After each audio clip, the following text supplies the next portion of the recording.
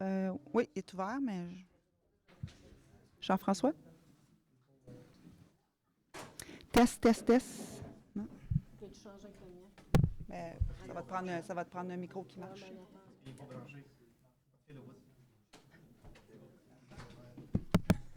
Test, test. Ah oui, bon. Voilà.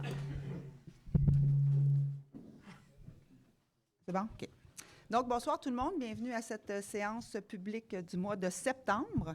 Donc, bienvenue à vous tous, bienvenue aux gens dans la salle. Un bonjour aussi aux gens qui nous écoutent le lendemain via la captation. Donc, avant de débuter la séance, je veux quand même souhaiter la bienvenue à M. Page en remplacement de Mme Godette à Aston Junction. Bienvenue ce soir. Est-ce qu'on avait des ajouts à l'ordre du jour? Pas pour moi. Pas d'ajouts? Oui, Madame Gendron. Oui, allez-y.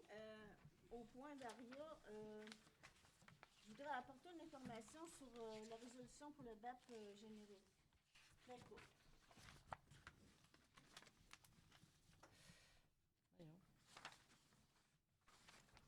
Est-ce qu'il y avait d'autres points? Ça va, parfait. Donc, je prendrai quelqu'un pour en faire la proposition. Monsieur Laroche, Monsieur Biron, merci. Donc, adoption des délibérations du Conseil des maires du 17 juillet dernier. Donc, vous avez reçu les documents via l'intranet. Est-ce qu'il y en a qui ont des questions, des commentaires? Donc, je prendrai quelqu'un pour en faire la proposition. Monsieur Marcotte, est-ce que j'ai quelqu'un pour l'appuyer? Monsieur Bédard. 1.4 maintenant, adoption des délibérations du CA du 4 septembre dernier. Vous l'avez aussi reçu via l'intranet. Est-ce qu'il y en a qui ont des questions, des commentaires? Je prendrai quelqu'un pour en faire la proposition. Monsieur Thérault, Monsieur Vouligny, merci. Documents reproduits, Madame Tardy. Ils sont avec les points à l'ordre du jour. Hein? Correspondance. Qu'une. On serait rendu 2.1.1, donc offre d'achat sur un autobus, contrat de gré à gré. Madame Mayotte. Oui, donc, c'est une résolution concernant une acquisition d'autobus. Oui, je recommence. Considérant les besoins d'acquérir un nouvel autobus afin d'assurer le service de transport de la MRC de Nicolet-Yamaska et considérant l'offre d'achat de Jacques-Olivier Ford d'un autobus de marque Ford Transit 2019, considérant l'article 8 du règlement 2021-03 concernant la gestion contractuelle, je vous recommande d'octroyer le contrat de gré à gré concernant l'achat d'un autobus de marque Ford Transit 2019 de Jacques-Olivier Ford au montant de 56 906,88 taxes incluses et d'autoriser la directrice générale à signer tous les documents utiles à ce contrat. Merci beaucoup. Est-ce que c'est pour en faire la proposition, M. Biron? Est-ce que j'ai quelqu'un pour l'appuyer? M. Laroche, merci. 2.1.2, toujours véhicule, financement, appropriation de surplus libre, autorisation. Mme Mayotte. Donc, c'est considérant l'acquisition d'un véhicule Subaru Crosstrek acquis pour la MRC concernant l'entretien du cours d'eau, on l'a acquis en mai, et considérant l'acquisition de l'autobus Ford Transit de la résolution précédente, considérant les forts taux d'intérêt des financements de véhicules au niveau des institutions bancaires et considérant la disponibilité du surplus libre de la MRC Nicolet-Yamaska, je vous recommande d'autoriser la MRC de s'approprier 80 010 $ de son surplus libre afin de financer les dépenses en lien avec l'acquisition de ces deux véhicules et d'autoriser la MRC à renflouer le surplus libre à raison de 16 000 $ annuellement sur 5 ans. Merci. Monsieur Noël, c'est pour en faire la proposition. Monsieur Dupuis, appuie. Merci beaucoup.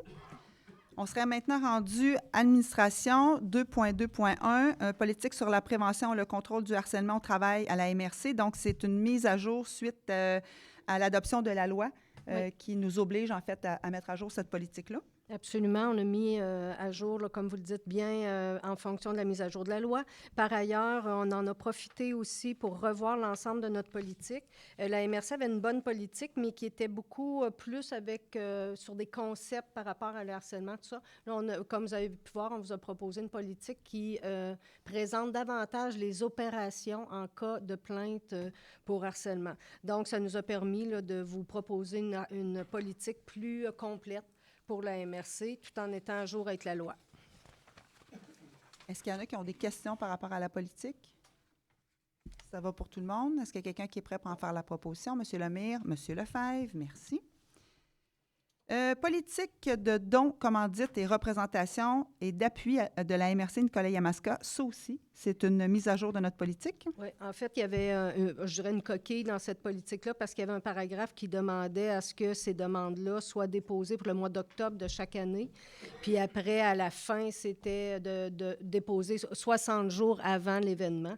Et évidemment, comme c'est, entre autres, des commandites, c'est assez difficile de les prévoir beaucoup d'avance. Fait que donc, on a retiré le dépôt pour le mois d'octobre de chaque année pour mettre vraiment un dépôt 60 jours avant l'événement, de manière à être beaucoup plus souple. De la même chose aussi pour les lettres d'appui et la représentation, de façon à être beaucoup plus souple, mais donner aussi en même temps à la MRC le temps de traiter la demande. Oui. Oui. Ah oui.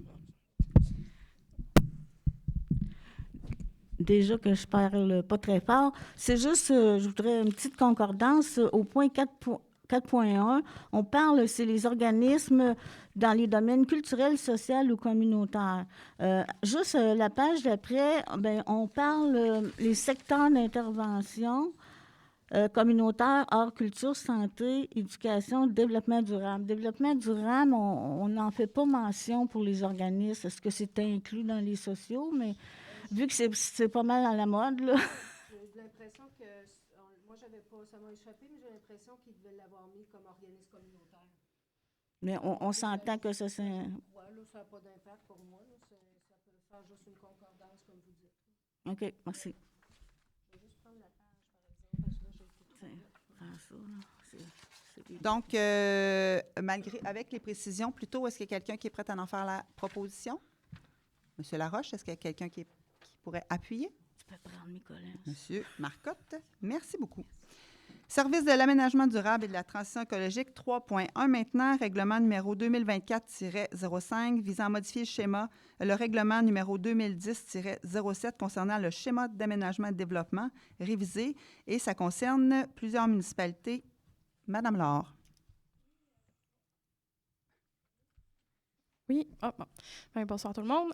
Donc, ce qui est proposé, en fait, c'est une modification de schéma pour des zones à risque de glissement de terrain. Donc, c'est encore une fois une autre modification exigée là, par le ministère de la Sécurité publique.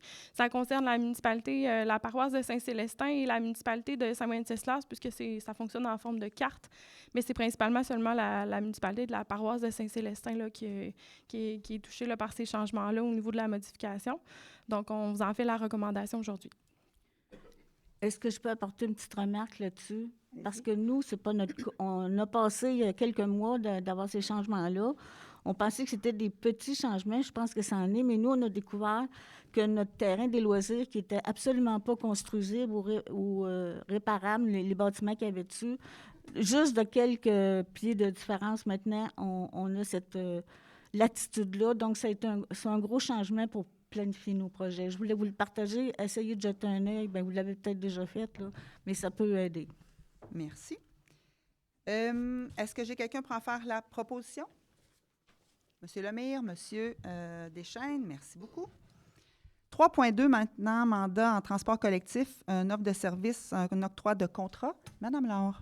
Oui, donc pour les services de transport collectif et adapté, la MRC a ses propres véhicules puis opère sa flotte. Cependant, là, pour cette ligne, la ligne Express-Sorel, donc on fait affaire avec un transporteur externe. Donc pour l'année qui débute au calendrier scolaire 2024-2025, on vous présente aujourd'hui l'offre de service de transport scolaire ELI.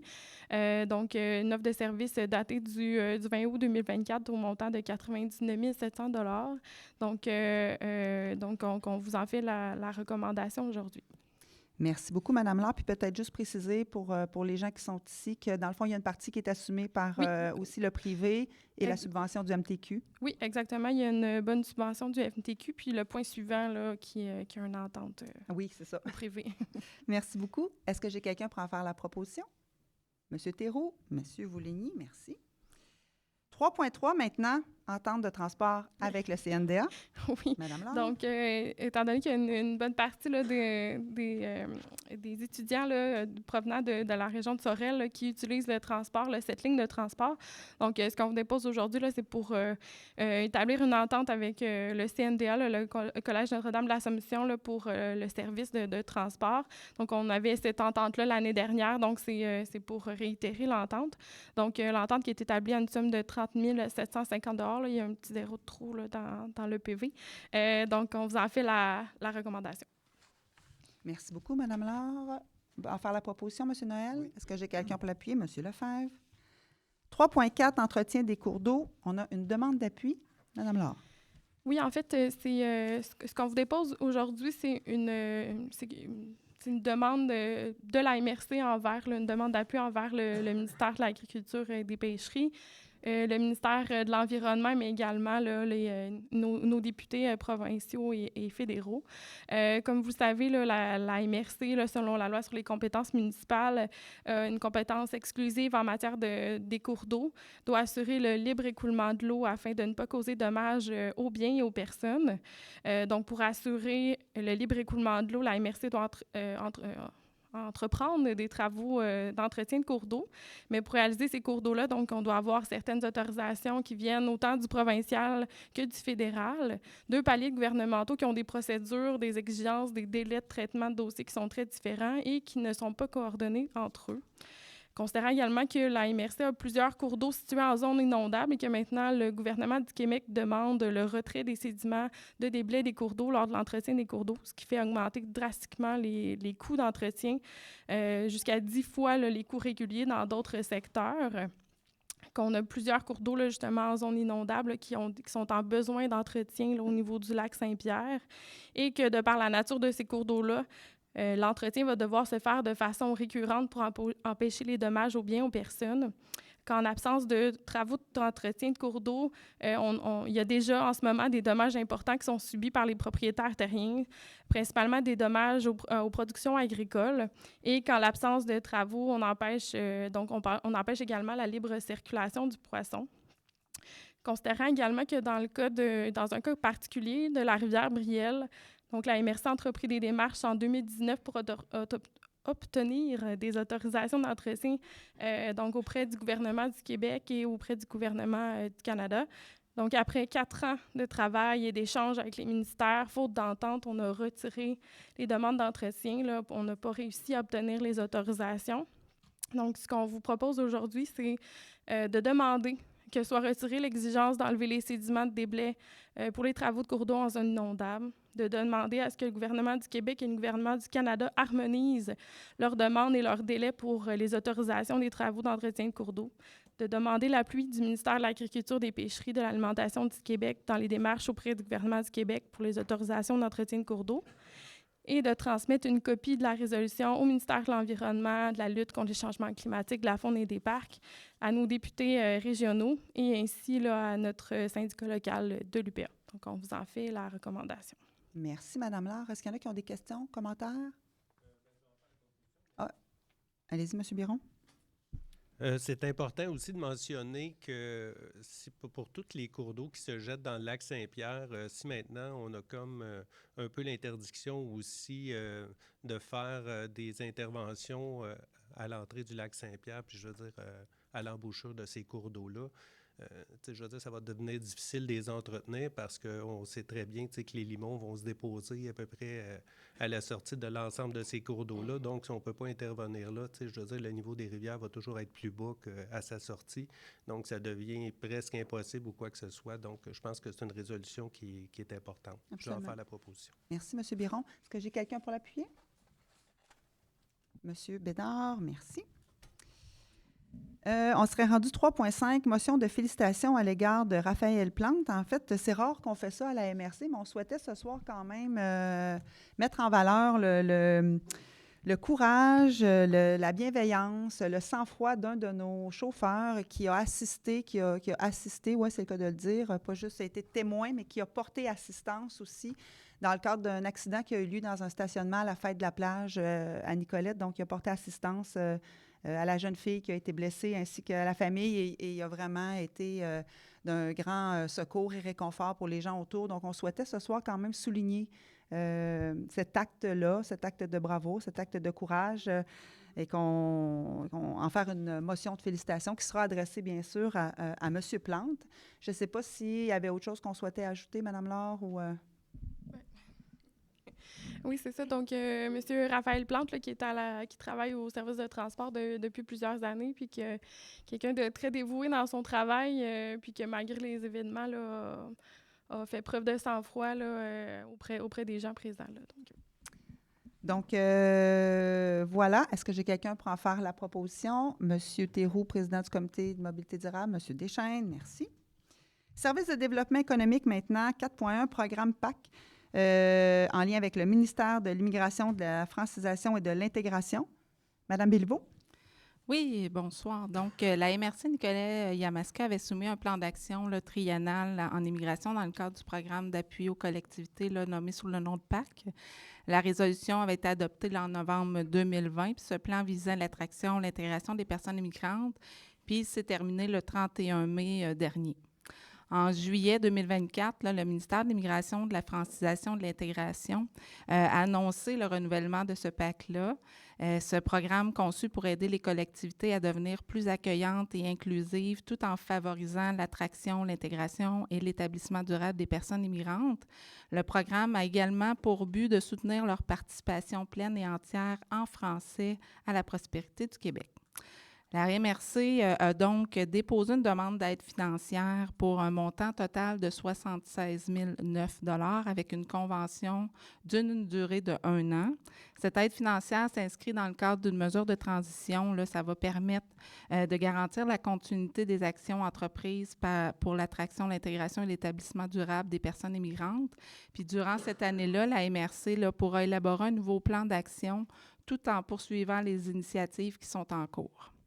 Le gouvernement du Québec là, prend en charge 75 % des dépenses admissibles dans le cas des organismes municipaux ayant un indice de vitalité là, économique négatif, ce qui est notre cas.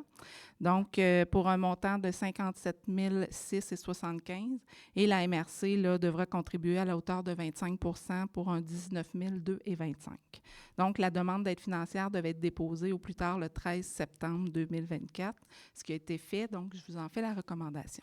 Merci beaucoup, Mme Béliveau. On a dans la MRC 2 organismes, en fait, qui s'occupent de l'immigration. On a le Carrefour Jeunesse Emploi qui s'occupe de la personne immigrante qui arrive, donc de l'accompagner à travers tous les défis, effectivement, son installation chez nous.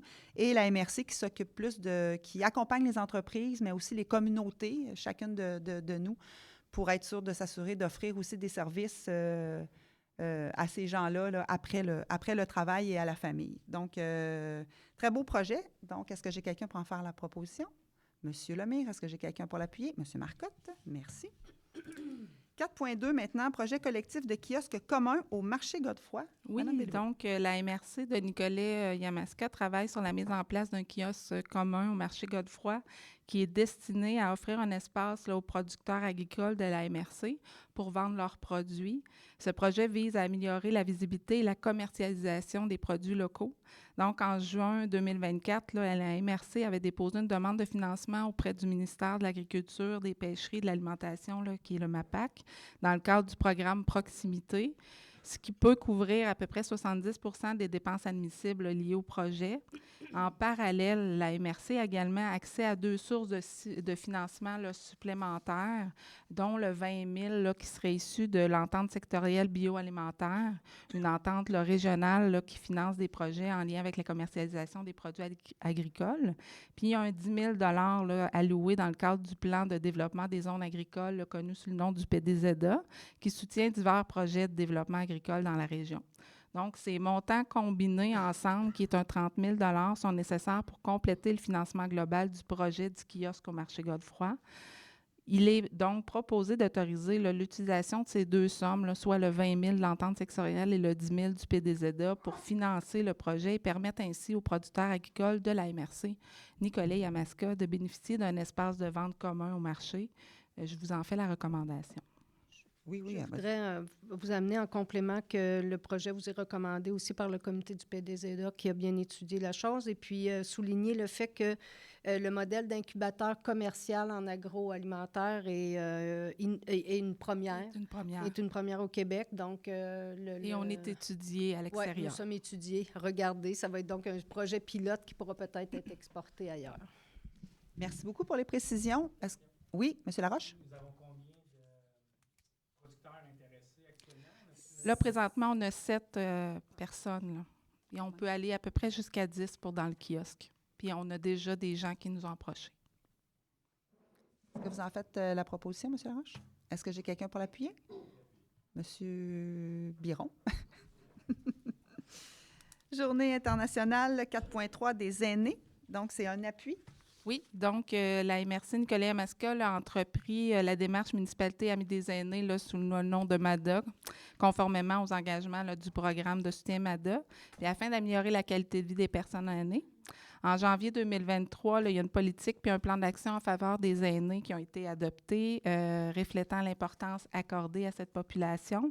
Puis, soucieux de la mise en œuvre de ces actions, bien, je vous fais la recommandation d'appuyer la Journée internationale des aînés qui se tiendra le 1er octobre prochain afin de renforcer l'engagement de la MRC envers les aînés. Est-ce que j'ai quelqu'un pour en faire la proposition? M. Bédard. Est-ce que j'ai quelqu'un pour l'appuyer? M. Deschaines. Service technique maintenant 5.1, demande de dérogation mineure. M. Croteau. Alors, bonsoir, vous m'entendez malgré mon masque? Oui. Bon. Alors, dérogation mineure à Saint-François-du-Lac. C'est une dérogation mineure qui touche des zones de contrainte. On a maintenant la possibilité de la MRC de s'opposer ou de dire oui à une telle demande. Alors, la recommandation est positive. C'est la cession d'un petit bout d'emprise de rue à Saint-François qui va permettre d'avoir un terrain plus grand, mais le frontage va être différent. Alors, je vous en fais recommandation. Ça n'a pas d'impact sur les zones à risque de mouvement de terrain dans les dépôts meubles. Merci beaucoup, M. Croteau. Est-ce que j'ai quelqu'un pour en faire la proposition? M. Marcotte, est-ce que j'ai M. Dupuis? Merci. 5.2, schéma de couverture de risque en matière de sécurité incendie. M. Alors, dans ce dossier-là, suite à Saint-Léonard d'Aston qui offre le service pour les municipalités de Grand-Saint-Esprit et Sainte-Monique par l'ancienne régie intermunicipale. Alors, tant qu'à faire modifier le schéma, on fait la proposition puis de profiter de l'occasion pour revoir l'ensemble du schéma de couverture de risque. Tant qu'à faire une modification, alors on va être un petit peu à l'avance, mais c'est un exercice là, qui va être bénéfique pour l'ensemble des municipalités. Alors, je vous en fais recommandation. Merci, M. Croteau. Est-ce que j'ai quelqu'un pour en faire la proposition? M. Deschaines, appuyé par M. Lemire. Merci. 5.3 maintenant, programme d'aménagement durable des forêts. Le PADAF, alors c'est pour la forêt publique. C'est un programme provincial, mais sur notre territoire de la MRC, on n'a pas de forêt publique, on a des forêts privées. La seule forêt publique qu'on a, c'est le territoire de la Défense nationale. Mais on n'ira pas faire d'aménagement là. Alors, on comprend bien, c'est de donner le mandat à vous, Madame la préfète, de signer l'entente avec la MRC de l'Érable qui s'occupe de l'administration du programme du PDAF. Merci beaucoup, M. Croteau. Est-ce que j'ai quelqu'un pour en faire la proposition? Mme Gendron, est-ce que j'ai quelqu'un pour l'appui? M. Laroche. On serait maintenant rendu aux demandes d'appui en commençant par la lettre d'appui au camping Abénaki Aventure. Mme Tardif. Alors, c'est un dépôt. Alors, c'est simplement le dépôt là, des lettres d'appui que nous donnons à certaines organisations. Donc, la première était pour le camping Abénaki Aventure qui ont déposé un projet dans le cadre du Fonds pour le tourisme autochtone.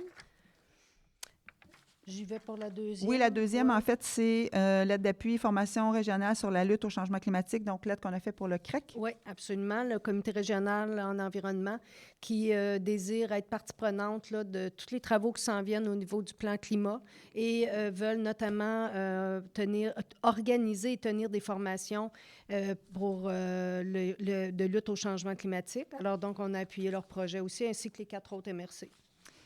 Dernière lettre, c'est concernant le programme de financement d'Action Climat Québec, Fonds d'action québécois pour le développement durable. Exactement. Alors, le projet qui a été déposé par la Fondation Rivière, qui touche, là, il est plus compliqué celui-là, mais vraiment au niveau de s'engager financièrement, parce que nous, on va avoir une part en nature, si vous voulez, là, en contribution RH, vraiment pour participer à la coordination du projet, le partage de données. Nous, on va aller aussi dans les prêts de salle, la diffusion d'outils de sensibilisation et la relecture des outils de sensibilisation, de vulgarisation. Donc, évidemment, comme c'est extrêmement proche là, de nos travaux dans le cadre du PRMHHN, alors c'est un projet qui était tout à fait d'actualité pour notre MRC. Merci beaucoup. Donc, ça ne nécessitait pas de résolution, c'était seulement un point d'information. On serait rendu maintenant à la revue de presse que vous avez reçue via intranet. Ben, peut-être juste attirer votre attention sur le comité de presse pour la coordination clinique des camps de jour. Oui. Alors, ça s'est terminé vers la 3e semaine d'août. On va rencontrer là, les responsables des camps de jour sous peu pour faire un bilan, mais déjà, on peut vous dire que ça a été fort apprécié par l'ensemble là, des responsables des camps de jour dans les municipalités, évidemment, qui en ont. Voilà, fait que je pense que ça a été... Ça aussi, c'est un projet unique au Québec et pour lequel le CIUS du Centre du Québec, Mauricie Centre du Québec, a amené l'idée au national pour essayer de voir si, à terme, il ne pourrait pas avoir du soutien financier dans les municipalités.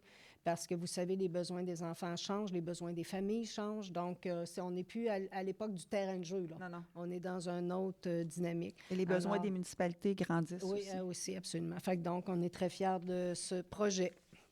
Merci beaucoup.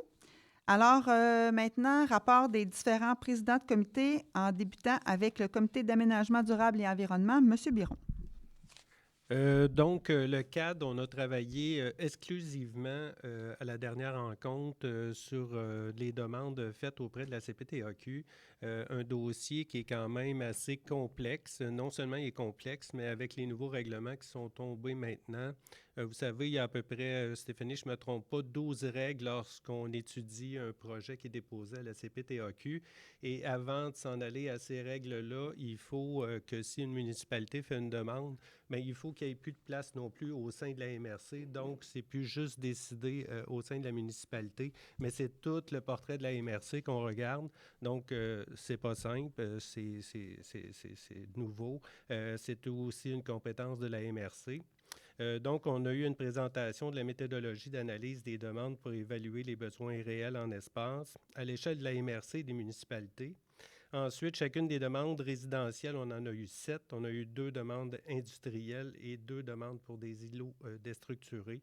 Et on a été convenu de rediscuter des demandes et de la stratégie adoptée à l'ensemble du Conseil des maires lors d'une séance de travail. Voilà. Merci beaucoup, M. Biron. Comité mobilité durable, M. Théroux.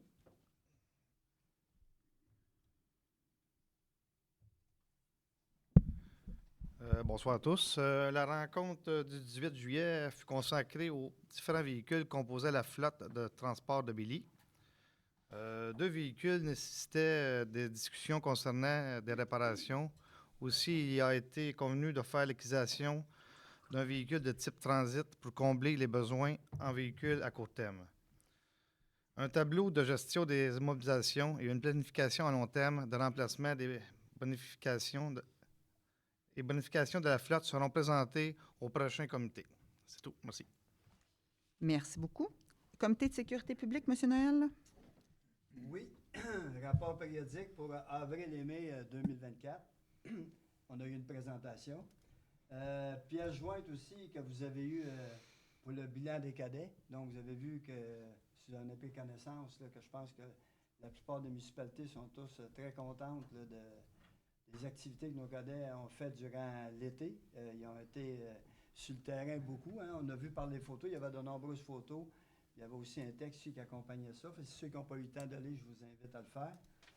Et il y a aussi le dépôt du rapport annuel que vous avez eu aussi, que vous pouvez prendre connaissance là, pour tout ce qui s'est passé à la Sûreté du Québec de avril 2023 jusqu'à mars 2024. C'est complet pour moi. Merci. Merci beaucoup, M. Noël. Sécurité, incendie, M. Deschênes. Bonsoir. On avait une réunion le 10 septembre. Donc, il y a eu une présentation de M. Pascal Gagnon de l'APSAM. Donc, c'est une présentation du nouveau guide des bonnes pratiques l'entretien des vêtements de protection pour la lutte contre les incendies. Cette présentation est axée sur l'importance de la décontamination des habits des pompiers. Présentement, 9 types de cancers sont reconnus en lien avec le métier de pompier et passeront prochainement à 16 types de cancers reconnus. Chaque employeur doit mettre en place diverses procédures de contamination pour assurer la santé et sécurité des pompiers. Et il y a une part de responsabilité qui est donnée aux pompiers sur l'entretien de base de son habit. Les habits de combat de réserve devront être achetés par les services incendie et faire l'acquisition de laveuses ou de trouver une alternative avec un fournisseur de services. La mise en commun pour ce dossier serait intéressante. De plus, nos casernes d'incendie devront être équipées de douches pour nos pompiers. Donc, les règles se resserrent de plus en plus. Donc, ça veut dire des coûts supplémentaires. Je pense qu'on est rendu à un certain point où on va falloir fusionner certains services ou partager certains services que certains ont. Puis, donc, il va falloir travailler en collaboration de plus en plus.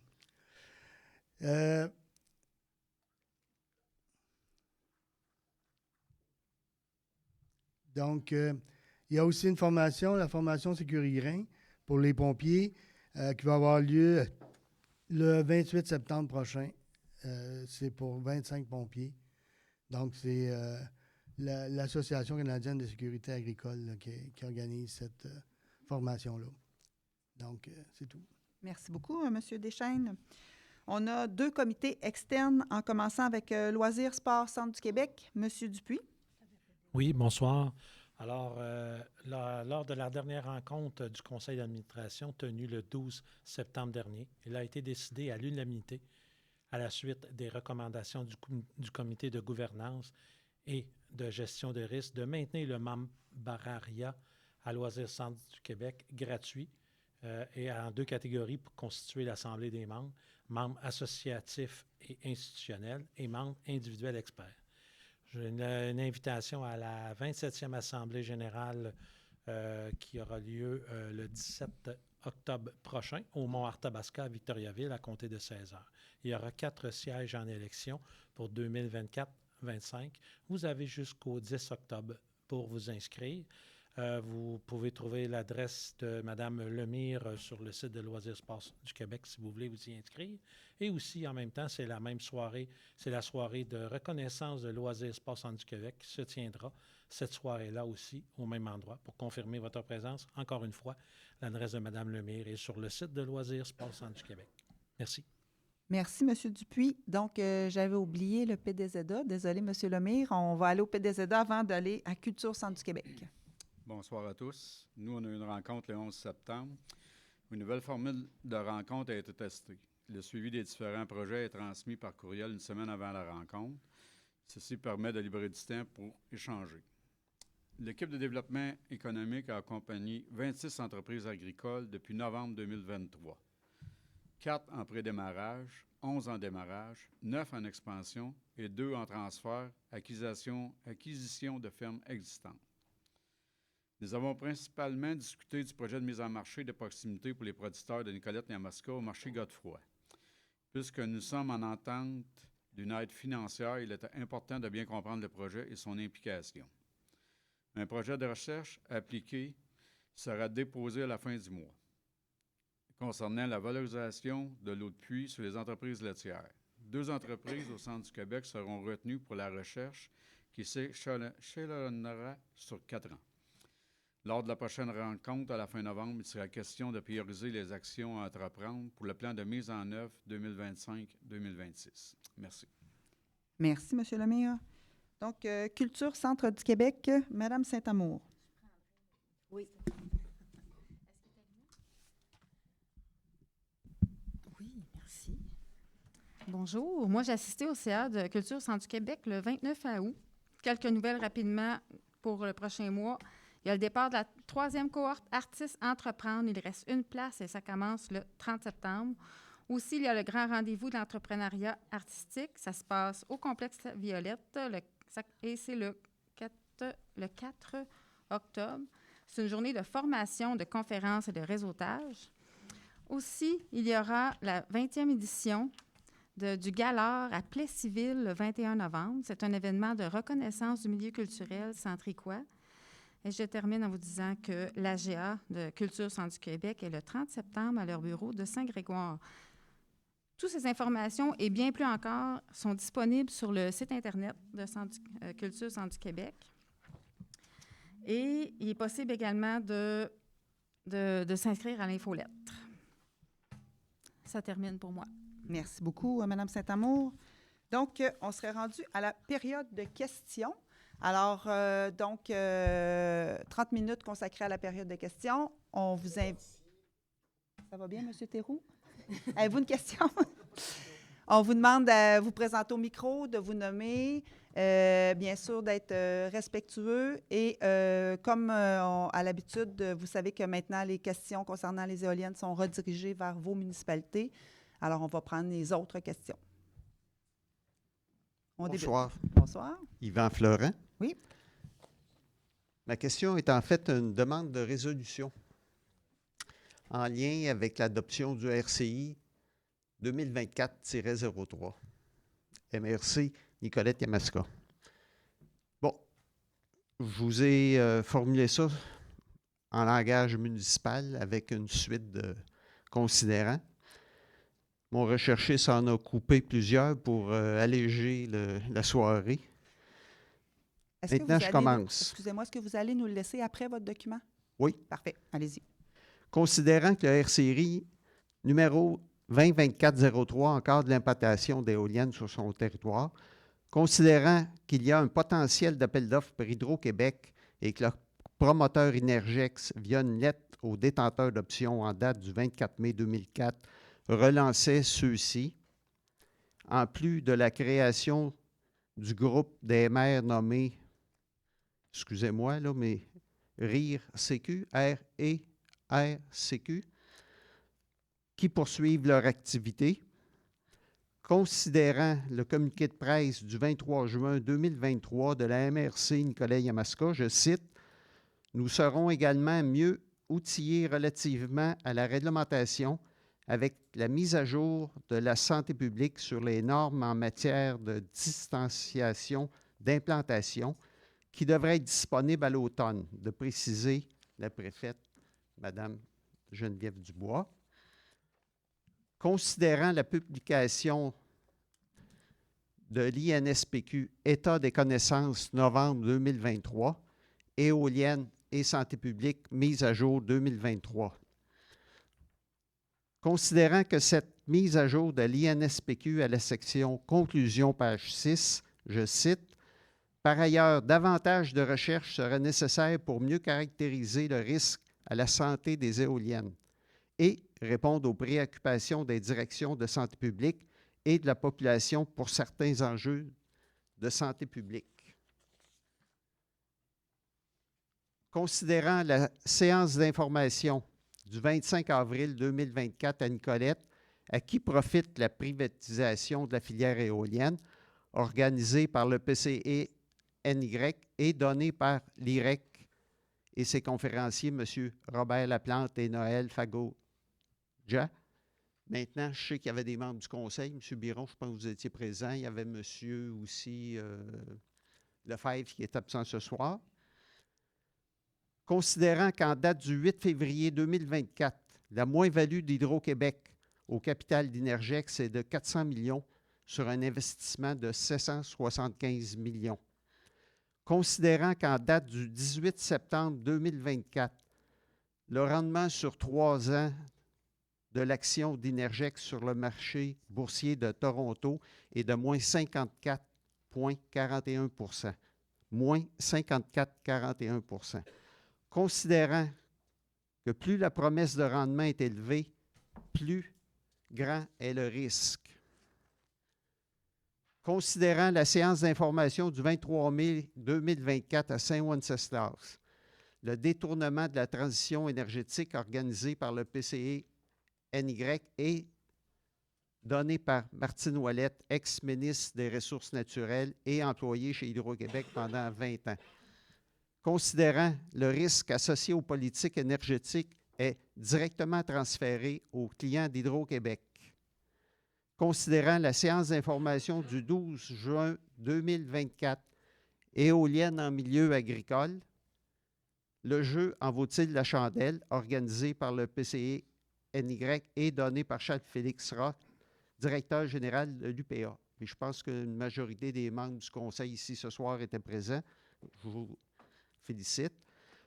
Considérant la loi sur la protection du territoire et de ses activités agricoles, LPTAA, est transgressée lors d'implantation de parcs éoliens en milieu rural, considérant que seulement 2 % du territoire québécois est agricole, j'exclus l'agroforesterie, considérant la démission récente du ministre de l'Économie et de l'Innovation et de l'Énergie, M. Fitzgibbon, si vous préférez, considérant le message du président directeur d'Hydro-Québec, M. Sebia, qui remet en cause la réforme énergétique du gouvernement du Québec. Là, je saisis la balle au bon, tantôt cité par Mme Laure, les problèmes de cours d'eau. Mon recherchiste n'a pas mis d'inconsidérant, sauf qu'on pourrait tirer une leçon de toute l'industrie du porc, la déforestation, l'ensablement des cours d'eau. Donc, c'est une politique qui a été lancée en grande pompe dans les années 80, si vous vous souvenez, sur l'exportation du porc. On sait aujourd'hui où on en est rendu. Il y a aussi l'expérience du gaz de schiste. Récemment, dans les médias, on a dit que ceux qui s'étaient impliqués dans un dossier de gaz de schiste, c'était les mêmes que ceux qui étaient dans les éoliennes. Pour certains, oui. Pour d'autres, disons que le groupe s'est rajeuni. Maintenant, on peut prendre l'exemple du puits de gaz de schiste de la Visitation dans un article récent du Devoir, où le méthane fuit. Le gouvernement, les ressources naturelles, si je ne me trompe pas, n'applique pas sa propre loi, pas capable de faire caper le puits. Est-ce qu'on peut en tirer une leçon? Considérant que l'implantation d'un parc éolien engage les 3 prochaines générations, considérant que le principe de précaution, agir pour empêcher une conséquence possible, est un bon guide pour tout décideur, il est résolu d'adopter un moratoire sur tout projet d'implantation d'éoliennes en milieu habité et agricole du territoire de la MRC de Nicolette-Yamaska. Merci de votre attention. Merci. Vous pourrez... Oui, vous avez une question, M. Laroche? Vous dites que Énergex, leur baisse d'action est de 54 56 dans la dernière année ou dernier 5 ans? 3 ans. Sur 3 ans. 3 ans, OK. Ça, c'est sur le site, n'importe quel site boursier, la Bourse de Toronto. IME. Oui, les derniers 6 mois sont en hausse, ça, mais... 6 mois, mais disons que sur un projet qui peut durer 60 ans, la mesure de 6 mois est... Les derniers 5 ans sont à 35 de baisse. Les derniers 5 ans. Mais 3 ans, je ne sais pas. Merci beaucoup, M. Florent. Documenté sur Internet. Parfait, merci. Merci. Est-ce qu'il y a d'autres questions? Oui?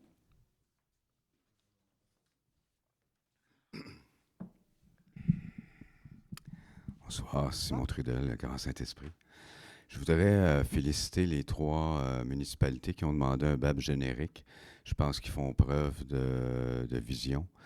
Et vu que le BAB générique ne coûte rien à personne et que ça permet d'avoir des spécialistes qui font une recherche que la plupart des municipalités et que le regroupement des maires qui sont pour n'auront peut-être pas les moyens de faire, je trouve que, en tout cas, félicitations les 3 municipalités. Puis ma question, c'est est-ce qu'il va y avoir d'autres municipalités qui vont s'éveiller à cette réalité-là, que vous manquez d'informations et que le BAB générique sera un moyen de permettre d'avoir des nouvelles informations, disons, crédibles. Merci. Merci. Est-ce qu'il y a d'autres questions? Bien, chacune des municipalités pourra fournir sa réponse. Si vous avez une question, Mme Vachon, je vais vous demander d'aller au micro. Bonjour, Jeannie Vachon, Robillard de Saint-Léonard-d'Aston. J'avais compris qu'à une dernière séance du Conseil de la MRC, ça avait été demandé qu'il y ait une résolution par la MRC de BAP générique et que vous deviez revenir avec cette réponse-là. Mais ça ne faisait pas partie des informations du Conseil de ce soir. Donc, j'embarque sur la question de Simon, à savoir est-ce que la MRC a pris une décision à cet effet? Nous n'en avons pas encore discuté. OK. Ce qui n'empêche pas des municipalités d'avancer puis de choisir de demander un BAP générique, évidemment. Est-ce que ça peut faire partie d'une prochaine séance de réflexion, de travail que vous avez, de mettre ça à votre ordre du jour? Absolument. Merci beaucoup. Merci. Alors, moi, ce soir, j'ai fait une réflexion sur le constat du fossé qui se creuse entre citoyens et élus. Vous savez que je suis encore là ce mois-ci pour vous entretenir du futur ou hypothétique projet d'éolienne. Et j'ai fait le calcul aujourd'hui, c'est la 15e séance consécutive. Mon impression, c'est que je vous imagine agacé par ma présence aussi assidue, appuyée en plus par celle de mes concitoyens qui ont pris ce dossier à bras-le-corps et qui ont décidé, tout comme moi, d'y investir tellement de temps depuis 1 an et demi. Force est de constater que notre besoin n'a pas été entendu. Entendu dans le sens de compris, vraiment, pris en considération et en voie d'être possiblement comblé. Je me demande si nous ne sommes pas devenus pour vous que de simples opposants, éreintants et têtus, des gens qu'il vaut mieux ignorer. De notre côté de la tranchée, on se dit que vous devez bien vous dire ce qui suit. C'est nous qui sommes assis à la table des décideurs. Qu'est-ce que tu veux bien qu'ils fassent, ces 10, 20 fatigants-là? On va faire comme on pense, comme on veut, puis bien, ils n'auront pas le choix. On ne peut pas faire plaisir à tout le monde. Ça, c'est l'impression que les citoyens ont actuellement. Est-ce que c'est exact? C'est la question que je me pose. Si c'est comme ça que vous nous percevez et que vous pensez. J'imagine que vous préférez oublier les séances où nous avons été 250 dans la salle, 200 ou 150 personnes depuis 1 an et demi, ainsi que les pétitions qui accumulaient 2700 signatures. Bien sûr, on a compris que, selon vous, on avait tordu le bras, menti, menacé probablement ces pauvres gens influençables qui, sous notre emprise de citoyens qui n'avaient rien à leur offrir en échange, avaient craqué, avaient signé les pétitions sous la pression. En tout cas, c'est l'impression que certaines de vos réactions nous ont donné, que vous aviez balayé les 2700 signatures du revers de la main. Et nous, on ne peut pas parler de la pression de 1 000 $ et plus qui ont été promis aux propriétaires terriens s'ils signaient les contrats d'octroi d'option dans un certain délai. Parce que certains citoyens se sont fait répondre qu'il fallait respecter les propriétaires terriens dans leur choix, sans remettre en question, c'est ça, l'impact de leur choix, comme on ne pouvait pas critiquer le choix de la couleur de leur voiture. Le fossé s'est tellement creusé entre votre vision et la nôtre. Pourtant, notre présence ici témoigne que de votre part, comme de la nôtre, nous partageons un amour pour ce territoire et l'envie qu'il évolue d'une façon merveilleuse, harmonieuse. Récemment, on m'a fait 2 comptes rendus de la période de questions d'une des séances de conseil municipal de la MRC. Une version venait d'un citoyen et une autre version venait d'un élu. La différence de vécu était à ce point considérable que j'en ai eu les larmes aux yeux. Saviez-vous qu'on le sait, que la majorité d'entre vous n'êtes pas assez payés pour le travail que vous faites? Saviez-vous qu'on sait aussi que vous menez à bout de bras des beaux projets pour votre communauté, puis que le meilleur de vous-même, vous l'impliquez pour l'essor de vos municipalités? Mais les périodes de questions sont courtes. L'espace d'échange qu'on a avec vous est tellement limité qu'on se concentre pour essayer de vous faire passer les découvertes marquantes qu'on a faites. Nous, qui ne sommes pas occupés par tous les dossiers qui vous occupent et qui avons le loisir de se concentrer sur un seul. On a envie de vous faire partager le fruit des recherches et des inquiétudes qui nous habitent, parce que c'est un dossier très complexe, qui a beaucoup de facteurs à prendre en compte pour prendre une bonne décision, une décision juste pour cette collectivité où il n'y a pas pour l'instant l'acceptabilité sociale de ce projet. J'ai refait un test qui avait été une grille d'évaluation de l'acceptabilité sociale d'un projet à l'attention des décideurs. Je l'avais rempli il y a 1 an et demi, en juin 2023. Je pense que vous ne serez pas surpris de savoir qu'il y a beaucoup plus de X qui se sont rajoutés sur la feuille. Ça dit, plus ces phénomènes sociaux sont observés relativement à un projet, plus celui-ci est susceptible de soulever des enjeux d'acceptabilité sociale et les décideurs sont donc appelés à la prudence. J'espère que vous le concédez aussi, que l'acceptabilité sociale du projet n'est pas acquise. Ce soir, je veux dans un premier temps vous remercier d'avoir accepté de recevoir l'information que Martina Bastien a à vous transmettre au sujet des études évaluant les risques potentiels pour la santé, qui va se trouver hors d'une période de questions, donc avec plus le temps d'évaluer comme il faut les informations. Et j'aimerais faire appel à votre amour des gens, du territoire, de l'harmonie sociale, votre respect également pour la démocratie, afin de recevoir ma demande, de trouver une solution, de mettre en place des moyens, d'aller chercher l'expertise nécessaire pour recréer des ponts avec les citoyens et diminuer la profondeur du fossé dans le dossier des éoliennes. Merci. Est-ce qu'il y a d'autres questions?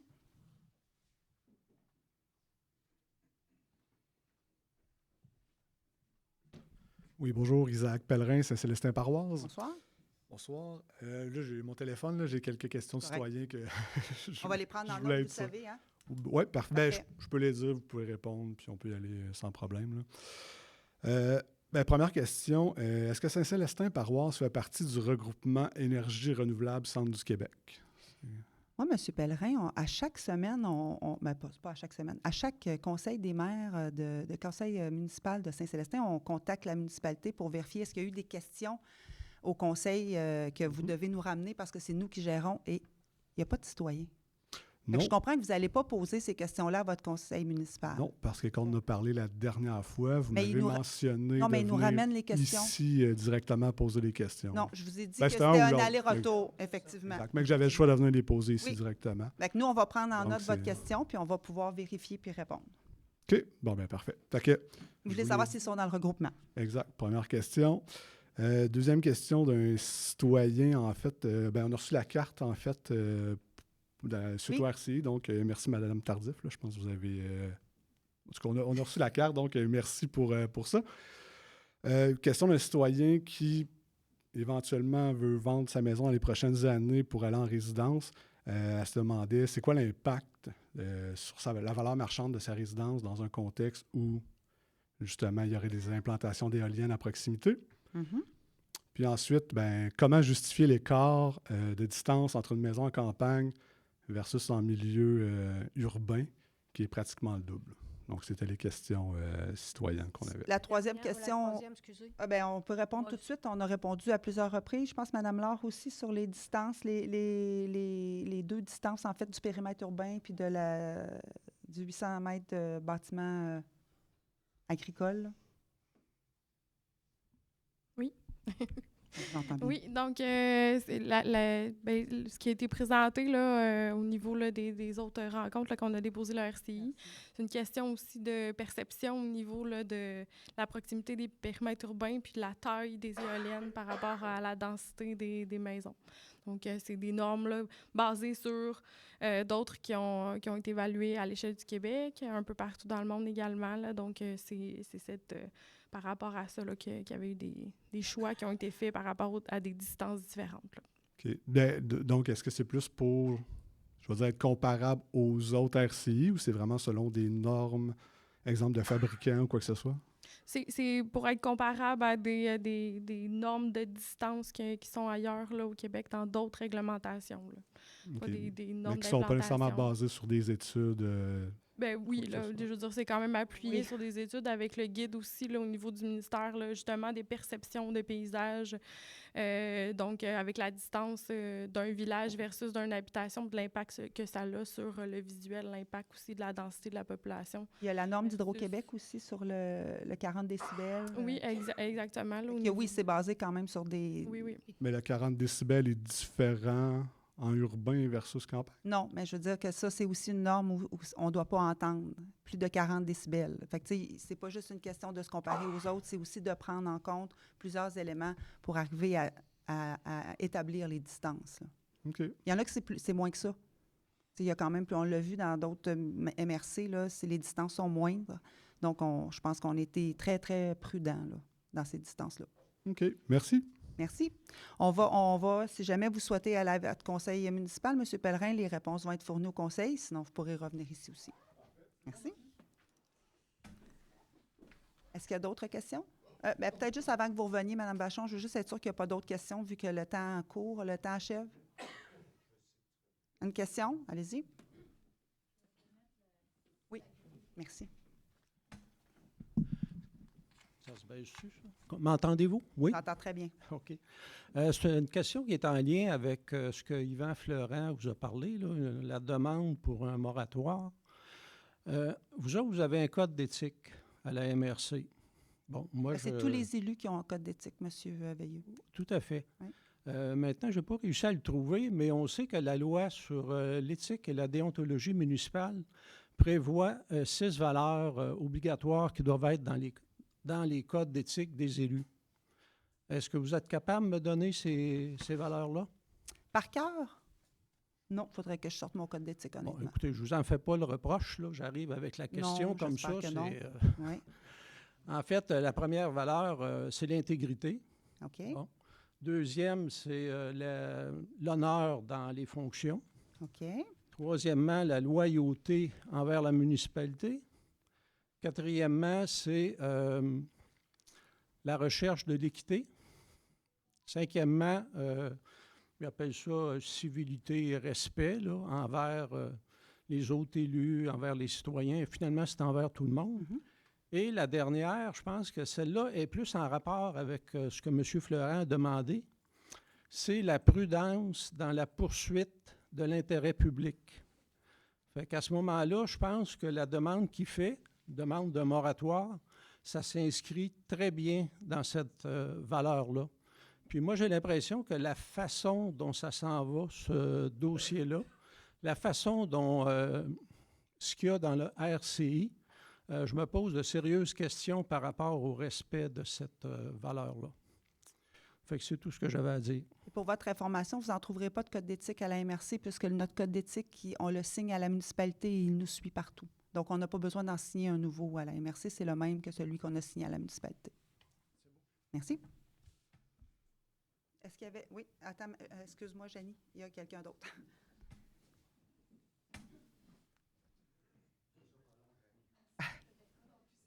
Ce ne sera pas long, toi non plus.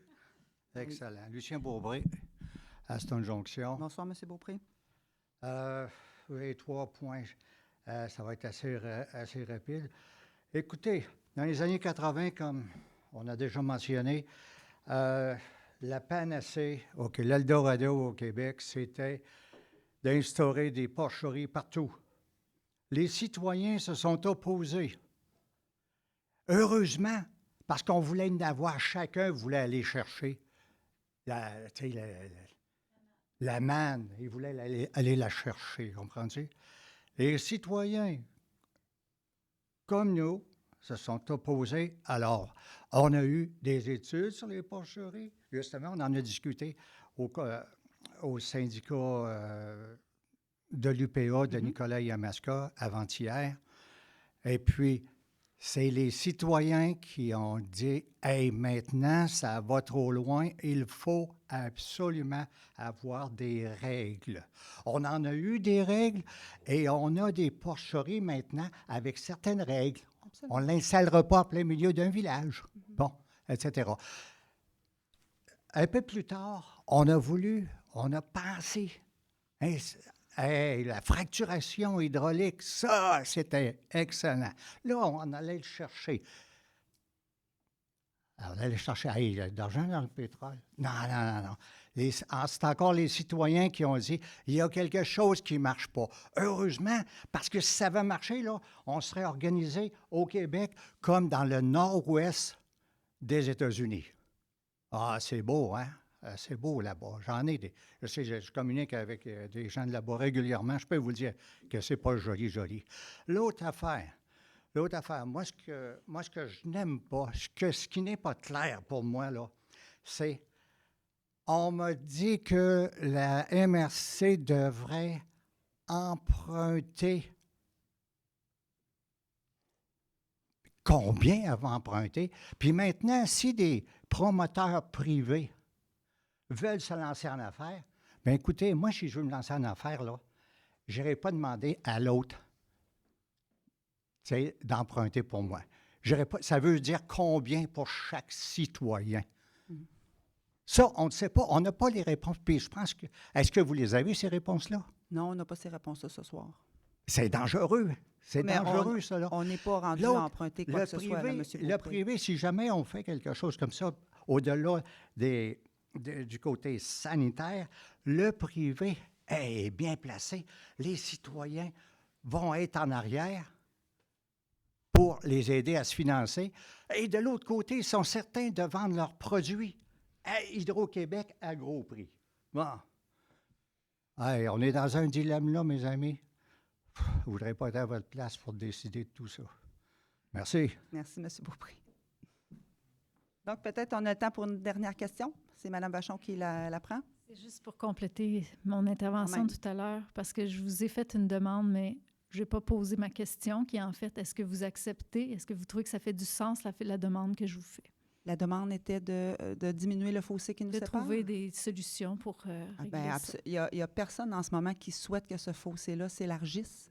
Mais tu sais, en même temps, j'écoutais ce que vous dites, puis l'impression que vous avez de ce qu'on peut se dire. Tu sais, il y a beaucoup d'interprétations. C'est sûr que ça nourrit quelque chose qui agrandit le fossé quand même, on va être honnête, là. Fait que, tu sais, vous avez une pensée de ce que nous, on se dit de vous, mais tu sais, on n'a pas réussi vraiment à s'asseoir ensemble dans le cadre, entre autres, d'un comité consultatif. Et je pense qu'il y a une autre municipalité qui a décidé de mettre ça en place.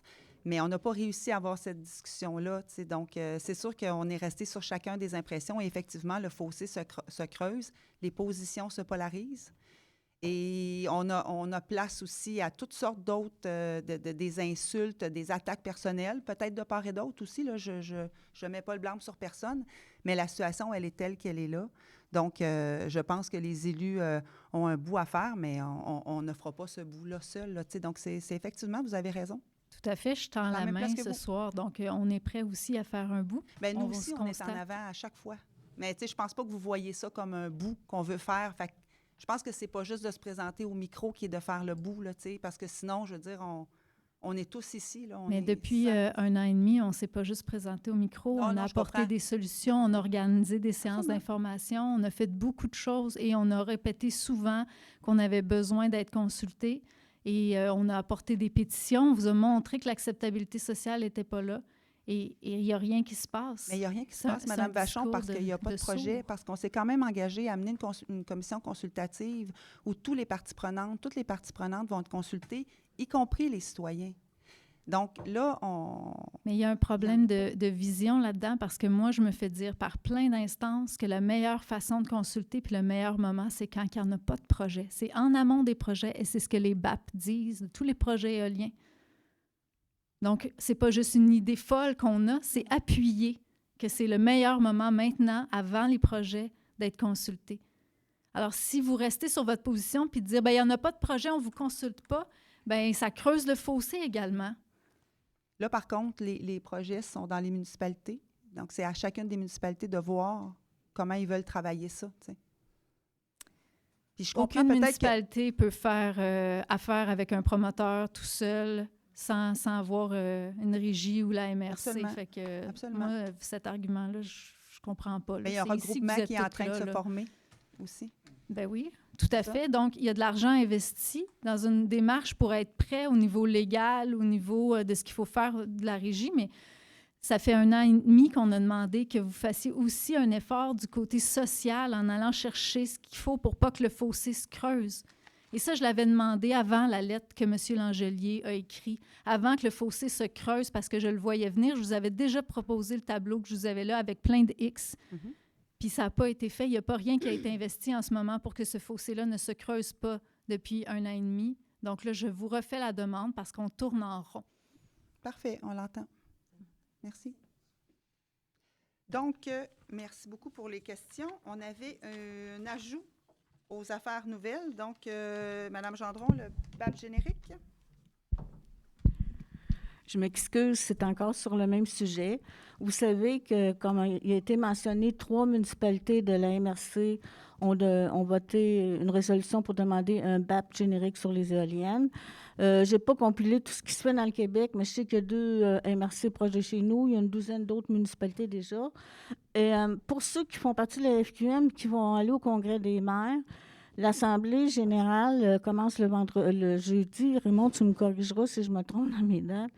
À 9 h. Et nous, la municipalité de Sainte-Monique, un peu, je ne dirais pas mandaté officiellement, mais d'autres municipalités nous avaient demandé d'ajuster ce point-là à l'ordre du jour, qui devrait être discuté à l'Assemblée générale. Là, je ne sais pas comment ça se fait, puis Raymond non plus.